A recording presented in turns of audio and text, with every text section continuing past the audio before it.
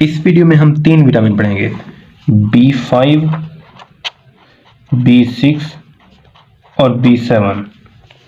अब ये है B5, ये 3 शॉर्ट विटामिन हैं, इनकी ज़्यादा डिस्क्रिप्शन नहीं है। ये है पेंटोथेनिक एसिड विटामिन B5। सबसे पहले इसको पढ़ते हैं। एक शॉर्ट सा विटामिन है। ये क्या प्रोवाइड करता है, इसके रोल देखते हैं, सोर्सेज देखते हैं। इसका पहला रोल है कि ये प्रोवाइड करता है कोएंजाइम ए। ये है कोएंजाइम ए। ये कोएंजाइम हेल्प करता है इन ट्रांसफर ऑफ एसाइल ग्रुप। अब ये है एसाइल ग्रुप। अब ये एसाइल ग्रुप बहुत से रिएक्शन में हेल्प करता है।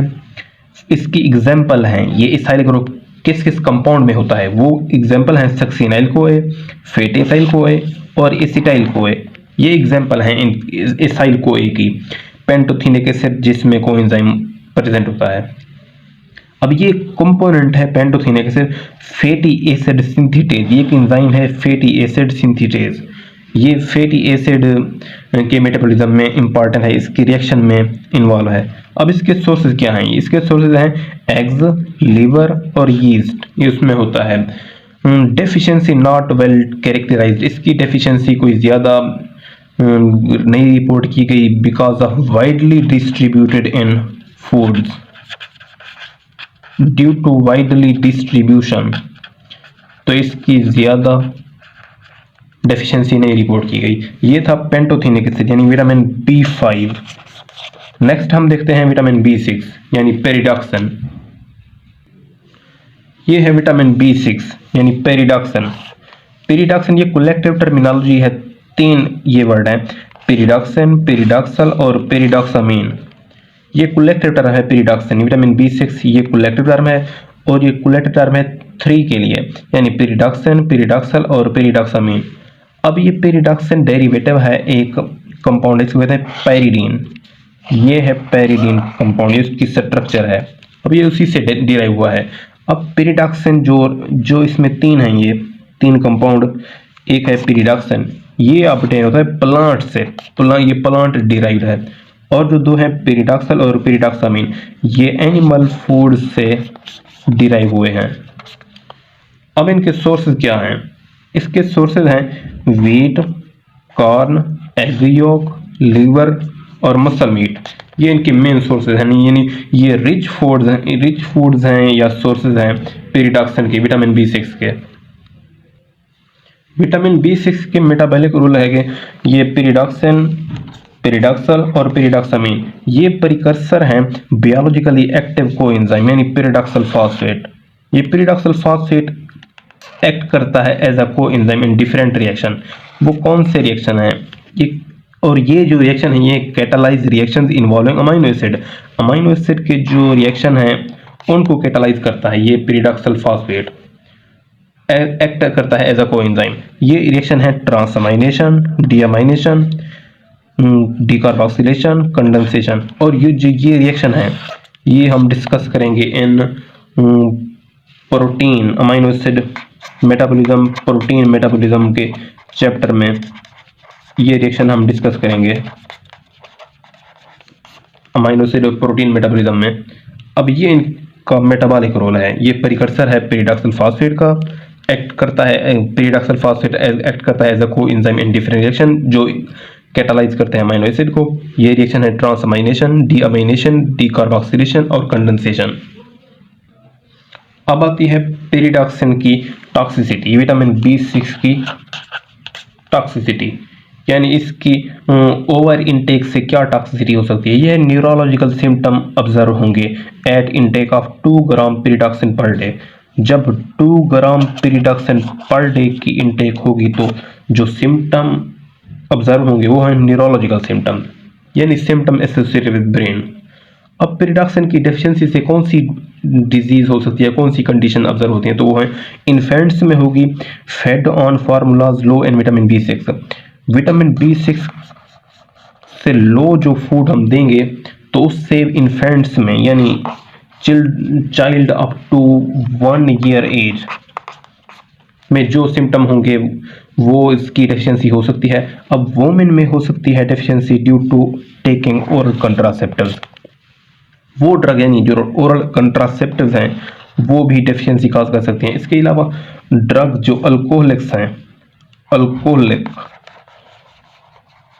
उनमें भी पेरिडॉक्सिन की डेफिशिएंसी हो सकती है। इसके साथ एक ड्रग है आइसोनियाजिड, और ये ड्रग हम देते हैं ट्यूबरक्लोसिस की ट्रीटमेंट में, और ये ड्रग आइसोनियाजिड INH ये काज कर देती है पेरिडॉक्सिन की डेफिशिएंसी। तो जब आइसोनियाजिड रिकमेंड की जाती है ट्यूबरक्लोसिस के ट्रीटमेंट में, तो उसके साथ साथ विटामिन B6 भी सप्लीमेंट दिया जाता है एज अ सप्लीमेंट। अब पेरिडॉक्सिन की डेफिशिएंसी से जो साइन एंड सिम्टम होंगे वो ये हैं। अब जो पेरिडॉक्सिन की डेफिशिएंसी के जो सिम्टम हैं वो होते हैं अक्कर आफ्टर प्रोलॉन्ग डेफिशिएंसी, यानी लंबे अरसे के लिए जो डेफिशिएंसी होगी तो उसमें ये सिम्टम अराइव होंगे। सबसे पहला सिम्टम है एसोसिएटेड विद ब्लड, तो ये है एनीमिया।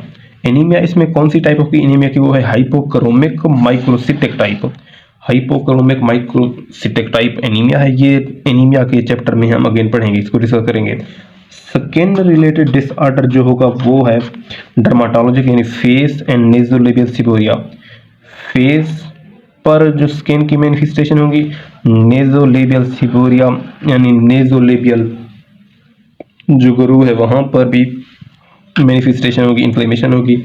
अब जो टंग से रिलेटेड है डिसऑर्डर वो है इन्फ्लेमेशन ग्लोसाइटिस, यानी इन्फ्लेमेशन ऑफ द टंग होगी। इसके साथ जो GIT का है डाइजेस्टिव सिस्टम का डाइजेस्टिव डिसऑर्डर, कन्वुल्जन होगी ब्रेन से रिलेटेड, और इन्फेंट्स में कन्वुल्जन होगी। अब ये था पेरिडॉक्सिन की डेफिशिएंसी। अब इसका जो RDA है यानी रिकमेंडेड डाइटरी अलाउंस, वो है अराउंड 12 to 20 माइक्रोग्राम।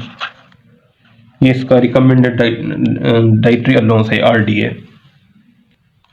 अब है विटामिन B7, बायोटिन, और इसका सेकंड नेम है विटामिन H। अब इसके सोर्सेज हैं लीवर, मिल्क, एग योक। इसका जो मेन फंक्शन है, मेन रोल है, वो है स्किन से रिलेटेड, यानी ये स्किन को टाइट रखता है, इसके साथ स्किन को ब्रिटल रखता है। स्किन से रिलेटेड इसके वेरी वेरी इंपॉर्टेंट फंक्शन है। एज अ सप्लीमेंट ये स्किन को अच्छा रखता है। मेटाबॉलिक रूल इससे क्या है, कोएंजाइम ऑफ कार्बोक्सिलेज। अब ये एक्ट करता है as a coenzyme of carboxylase. Carboxylase एक एंजाइम है जो कार्बोक्सिलेशन करता है डिफरेंट रिएक्शन में। It helps carboxylase in adding carbon dioxide to certain chemical reactions. कुछ केमिकल रिएक्शन में कार्बन डाइऑक्साइड को ऐड करता है। अब इसकी डेफिशिएंसी क्या है, डेफिशिएंसी से क्या हो सकता है, इसकी डेफिशिएंसी रेयर है because it is widely distributed in different various foods. अब इसके जो सिम्टम होंगे डेफिशिएंसी से वो कौन से हो सकते हैं, इसके जो सिम्टम है वो 4 हैं। स्किन से मेन सिम्टम होंगे स्किन से रिलेटेड, डर्माटाइटिस हो गया, एक्नी, डर्माटाइटिस ये हो सकते हैं स्किन से रिलेटेड, और ग्लोसाइटिस टंग से रिलेटेड, और GI से रिलेटेड एनरेक्सिया और नोजिया, ये सिम्टम होंगे इसकी डेफिशिएंसी से। इसकी डेफिशिएंसी ज़्यादा रिपोर्ट नहीं की गई because it is widely distributed in foods. और इसकी जो रिकमेंडेड डाइटरी अलाउंस है वो रेंज करती है बिटवीन 15 माइक्रोग्राम टू 18 माइक्रोग्राम। ये है इसकी रिकमेंडेड डाइटरी अलाउंस। ये वेरी स्मॉल डिस्क्रिप्शन है इस विटामिन की। इसका सेकंड नेम है B7 और विटामिन H।